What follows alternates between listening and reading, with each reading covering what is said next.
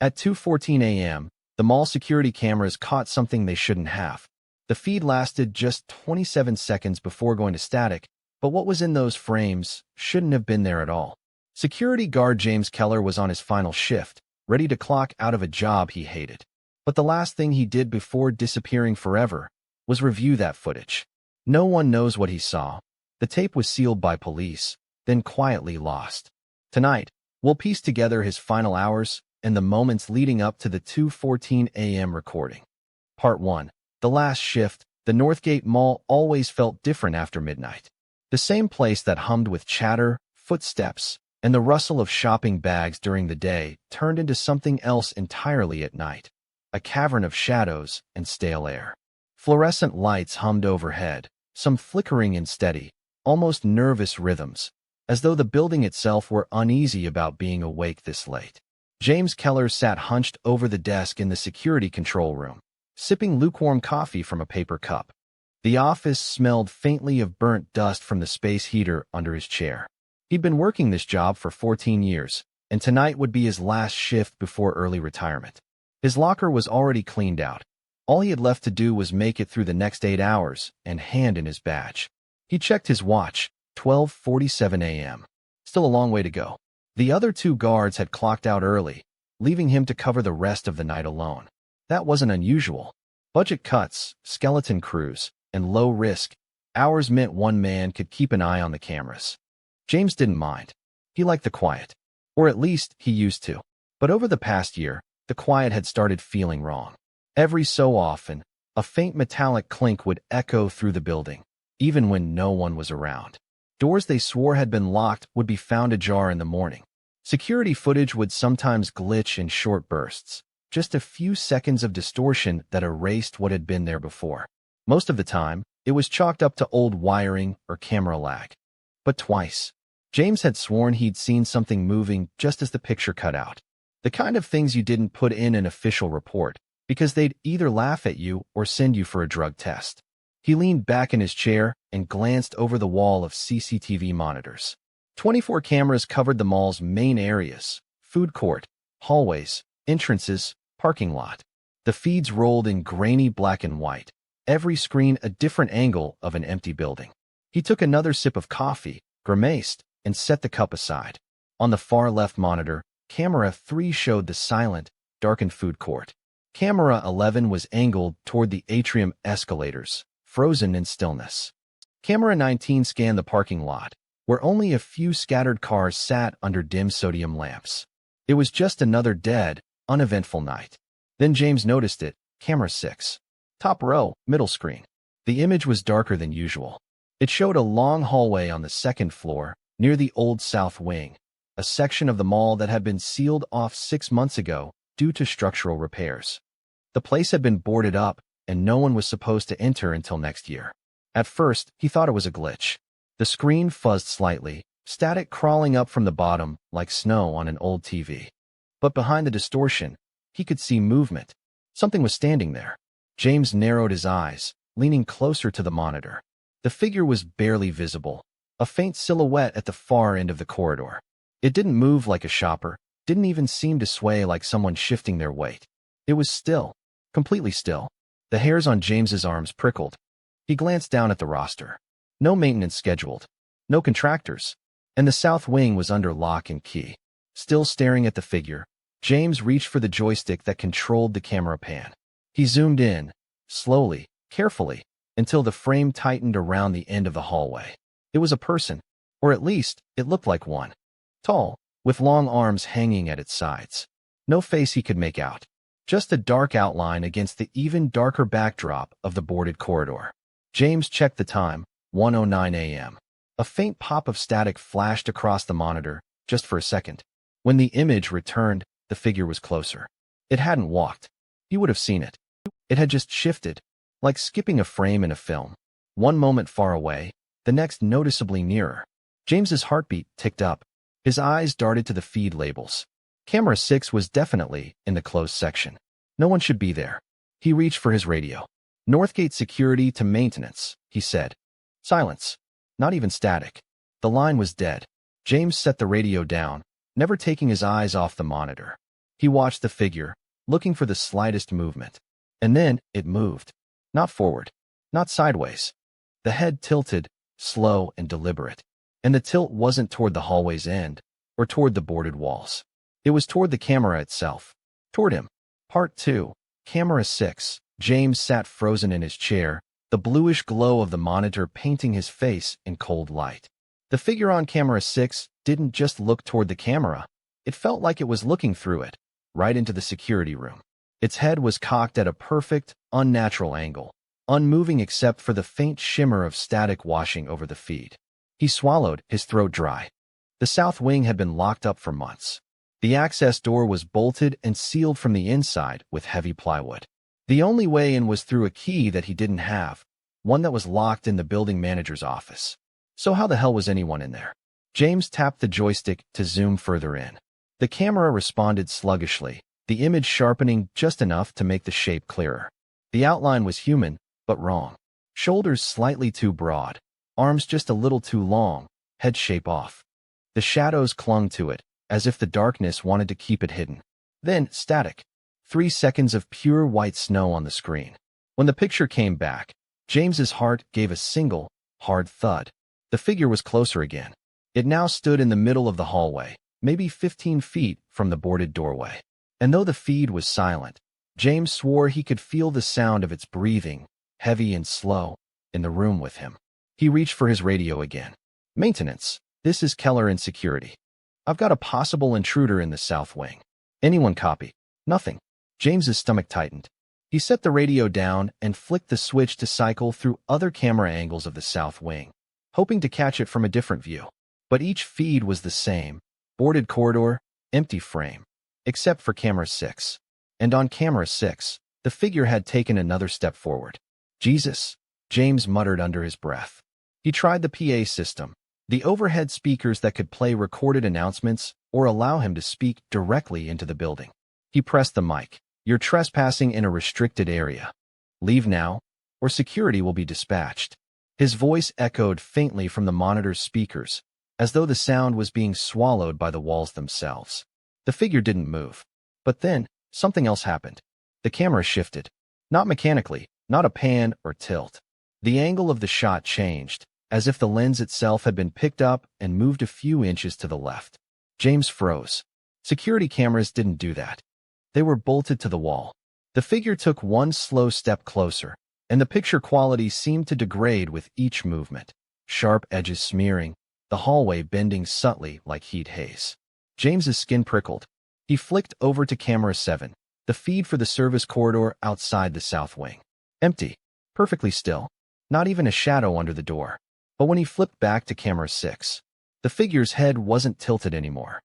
It was straight, and it was leaning slightly forward, as though it was paying attention. The static thickened, obscuring details.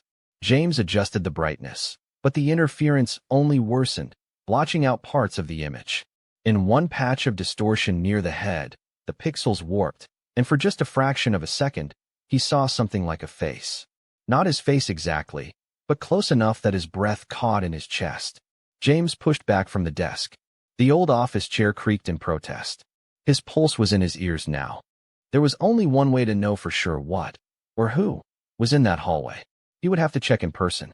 Grabbing his flashlight and the heavy ring of keys, James clipped the radio to his belt and stepped out of the security room. The hallway outside was dimly lit, the distant hum of the escalator motors echoing in the silence. The mall's air felt heavier now, still and almost damp, like the inside of a basement. He headed toward the south wing, his footsteps sounding far too loud against the tiled floor. Every now and then, he glanced up at the small dome-shaped cameras mounted to the ceiling, knowing they were feeding live footage back to the monitors he'd just left. The walk took longer than it should have. Corridors seemed longer, turned sharper, and the faint hum of fluorescent bulbs was broken by the occasional faint click, like something tapping against glass far away.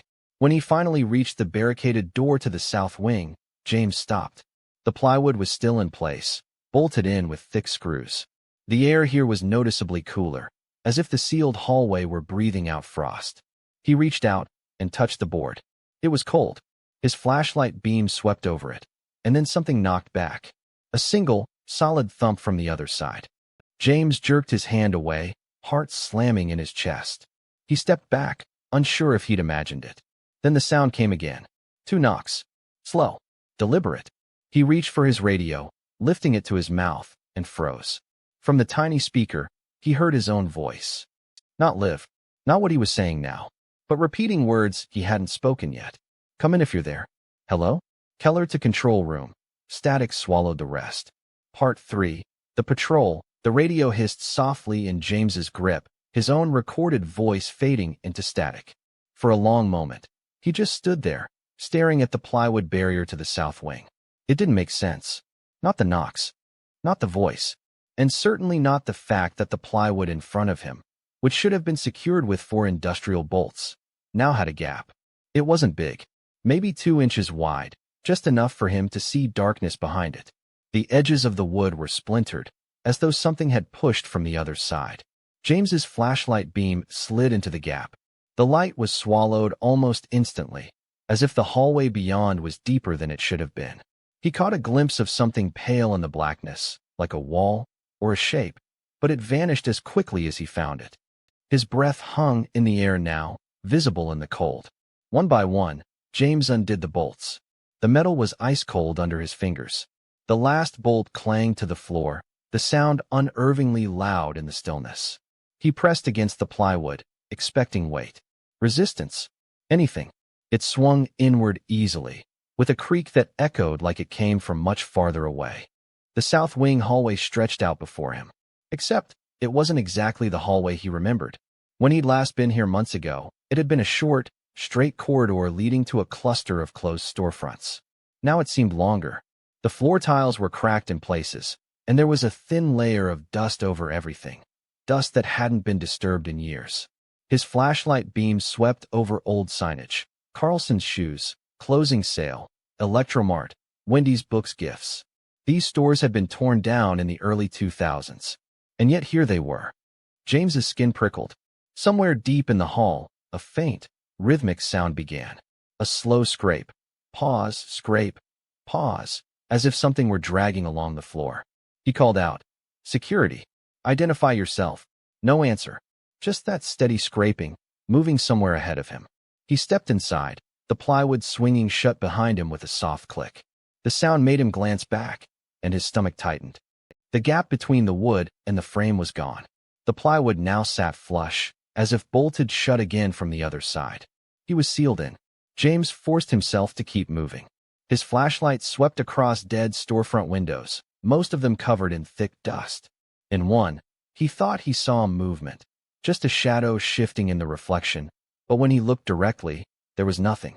The scraping sound stopped. Now there was only the faint hum of the mall's lights above, muffled and far away.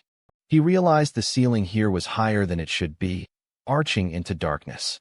The air smelled faintly of damp earth, like a basement after a flood. His radio crackled suddenly. "Keller." The voice was his own. "Keller, you're almost there."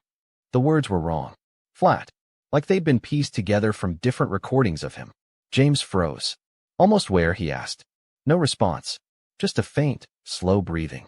Then, ahead of him, he saw it, a figure, standing perfectly still at the very end of the hall, just at the edge of the flashlight's reach. He lifted the beam, but it didn't help much. The light seemed weaker now, the shadows thicker. The figure's head was angled down, arms hanging limp at its sides. And it was wearing a uniform. His uniform. James's mouth went dry. He took one cautious step forward, then another. The figure didn't move. The air between them felt charged, like the static hum before a lightning strike. Then, without warning, the lights above flickered. For a fraction of a second, the hallway was plunged into total darkness. When the lights came back, the figure was gone. The scraping sound returned, but now it came from behind him. James spun, flashlight beam cutting through dust motes, his pulse hammering in his throat. There was no one there. Only the sealed plywood, far down the hallway behind him. Except, it was farther than it should be. Much farther. He'd only walked maybe 50 feet, but now the exit looked like it was hundreds of feet away, barely visible in the dim glow. He turned back toward where the figure had been, and his flashlight caught something on the floor. Footprints. Not shoe prints. Bare feet. And the stride was wrong. Too long. The toes splayed at odd angles. They led forward, deeper into the south wing. James hesitated, every instinct telling him to turn back. But then he heard something. Faint, distant, but clear enough to freeze him in place. It was the sound of a chair creaking. His chair. From the security control room. Part 4. 2:14 a.m., James froze. The sound was faint, but there was no mistaking it. The creak of the old office chair in the control room. He'd heard it every night for years when he shifted his weight or leaned back during long shifts. But now, it was coming from somewhere ahead of him. Impossible. The control room was on the other side of the building. The bare footprints on the dusty tile curved left toward a narrow corridor James didn't remember being there before. Against every instinct screaming at him to leave, he followed. The walls here were closer together, the air colder, and his flashlight beam seemed to bend, casting long shadows in strange directions. At the end of the hall, a doorway stood open. Beyond it, the security control room. James's stomach knotted. It was his control room, down to the humming monitors and the steaming cup of coffee he'd left behind. Only, he was already in the south wing. This wasn't possible. From the doorway, he could see the back of the office chair. And in the chair, a figure was sitting, shoulders hunched, head bent toward the monitors. Wearing a security uniform. His uniform. The scraping sound was gone now, replaced by the faint, rhythmic click of the joystick as the person in the chair adjusted the cameras. James stepped into the room, his breath shallow. "Hey," he called out. The figure didn't react. He edged closer, boots scuffing against the floor. His flashlight beam slid over the desk, catching the glow of the CCTV monitors. They were all showing the same feed. Camera 6, the south wing hallway. The figure on screen, and in the chair, were identical. James's voice came out strained. "Who are you?" The figure turned its head. James's chest tightened. He was staring at his own face. But it wasn't quite right. The eyes were too dark, the skin slightly blurred, like the grainy texture of an old VHS tape. The mouth curved into the faintest of smiles, one that didn't reach the eyes. James stumbled back, his flashlight beam jittering across the walls. "What the hell is this?" The other James, the thing, leaned forward in the chair, elbows on its knees, still smiling. Then, without moving its lips, James heard his own voice in his head. "It's almost time." Static ripped across all the monitors. The picture shattered into jagged, flickering lines before stabilizing again. This time, the feeds weren't all the same. Camera 3, the food court, but empty tables were now stacked into a strange, spiral pattern. Camera 11. The escalators, moving slowly in reverse, steps folding into themselves. Camera 19. The parking lot, every car gone, but a dark figure standing under each lamp post. And Camera 6. The hallway was empty. James's double in the chair reached for the joystick, slowly panning the view down the corridor. The grainy image swept past cracked tiles and old storefronts until it landed on a new figure, far away at the end of the hall, standing perfectly still. It was James, the real James. His own image on screen was holding a flashlight, looking straight into the camera. James's pulse thundered in his ears. This was impossible. He was in the control room, wasn't he? Then he saw the timestamp at the corner of the screen, 2:14 and 3 seconds a.m. The monitors flickered again. Now, the camera feed showed the control room itself, the one James was standing in now, from a high corner angle. On screen, he could see himself standing beside the chair, and behind him, the blurred-faced double was rising to its feet. James spun around. The thing was standing right there, inches from him. Up close, its skin rippled faintly, like the surface of water disturbed by an unseen wind. The smile stayed frozen, but the eyes darkened to pure black. James staggered backward, nearly tripping over the desk. The room's air was thick and cold, pressing in on him. The double tilted its head, the exact same tilt he'd seen hours earlier on camera 6, and reached out. James's flashlight sputtered, the beam dimming. Static hissed in the air, not from the monitors, but from everywhere. The lights overhead flickered once, twice. On the third flicker, everything went black. Part 5, the tape. When the lights came back, the room was empty. No double, no static, no James Keller. The monitors in the control room hummed quietly, each one showing its assigned camera feed. The timestamp in the corner of camera 6 read 2:14 and 30 seconds a.m., frozen. By morning, the Northgate Mall was swarming with police. The first to find the control room was Officer Lynn Sanders. She'd expected to find Keller asleep on the job or maybe dealing with a minor trespasser. Instead, the space was deserted, his jacket still draped over the back of the chair, his half-empty coffee cooling on the desk. The only thing out of place was the security system. Every camera feed was black except for camera 6, which was paused mid-recording. Lynn pressed play. The grainy footage rolled in silence. The south wing hallway stretched into darkness, the image flickering faintly. Then, from the far end, a figure stepped into view. It was Keller. At least, it looked like him. The man in the video carried a flashlight but didn't turn it on. His eyes were locked on the camera, unblinking. As he walked forward, the light above him flickered, once, twice, and on the third flicker, another figure appeared behind him. This second figure's face was blurred, its movements jerky and unnatural, like frames missing from a film. It followed just a few steps behind Keller, perfectly mimicking his stride. At 2:14 and 23 seconds a.m., Keller stopped and turned toward the camera, as though listening to something just out of frame. The blurred figure behind him stepped closer, its head tilting slowly. Then the feed erupted in static. When the picture returned, less than 3 seconds later, the hallway was empty. The recording ended there. Lynn rewound it twice, but each time, the result was the same. No sound, no explanation, no trace of where Keller had gone. She bagged the tape as evidence and handed it over to the department's property clerk, who sealed it in an evidence locker. That was the last time anyone saw it. 2 weeks later, the locker was found unlocked, and the tape was gone. No signs of forced entry. No fingerprints. The investigation stalled. Months passed. Northgate Mall stayed open, but the south wing remained sealed. Employees whispered about Keller's disappearance, each telling a slightly different version of the story. Some claimed the police found more footage but destroyed it. Others swore they'd seen Keller's face appear on random camera feeds at night. Not live, but like old recordings slipping into the system uninvited. One rumor was the most persistent. If you worked the night shift and checked camera 6 at exactly 2:14 a.m., you might see him and something else behind him. 2 years later, a new security guard named Robert Wills was covering his first overnight shift. He'd been warned about the South Wing stories, but laughed them off as hazing. The mall was too well lit and too empty to feel dangerous. Around 1 a.m., he even texted his girlfriend, "Easiest paycheck I've ever made." But at 2:13 a.m., camera 6 flickered. Robert leaned forward in his chair, frowning at the screen. The south wing hallway came into view, grainy and colorless. It was empty for a moment. Then, from the far end, a figure emerged. It was a man in a security uniform. Robert's uniform.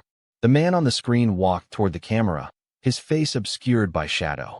But the stride, the build, the way his left shoulder dipped slightly with each step, it was exactly Robert's own. He blinked and leaned closer to the monitor. The figure stopped halfway down the hall. Behind it, another figure slid into view, blurred-faced, head tilted, moving in unnatural, staggered motions. Robert's hand hovered over the radio, unsure what to say. Then the timestamp rolled over to 2:14 a.m. The man on the screen looked straight into the lens. And Robert heard, not from the speakers, but from right behind him, "It's almost time." To this day, no one knows what happened to James Keller or Robert Wills. Some say the footage still exists, passed around on unmarked VHS tapes, each one slightly more distorted than the last. Others believe the South Wing isn't part of the mall at all anymore, that it's a place you can only walk into once and never leave. And maybe, if you find yourself working a graveyard shift anywhere in the country, you'll glance at a security monitor and see yourself staring back.